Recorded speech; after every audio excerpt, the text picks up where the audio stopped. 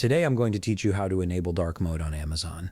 This feature can help reduce eye strain during those late night shopping sessions and give your browsing experience a sleek, modern look. First, open your web browser and head over to Amazon.com. Once you're there, go ahead and log in to your account.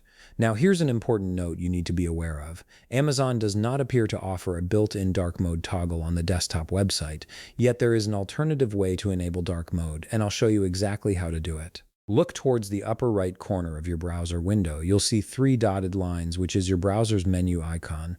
Click on those three dotted lines to open up the menu options. From the drop-down that appears, select Settings. This will take you to your browser's main settings page where you can customize various aspects of your browsing experience. Once you're in the settings area, direct your attention to the left sidebar. This is where all the different settings categories are organized. Click on Appearance. This section controls how your browser looks, including themes, font sizes, and display modes.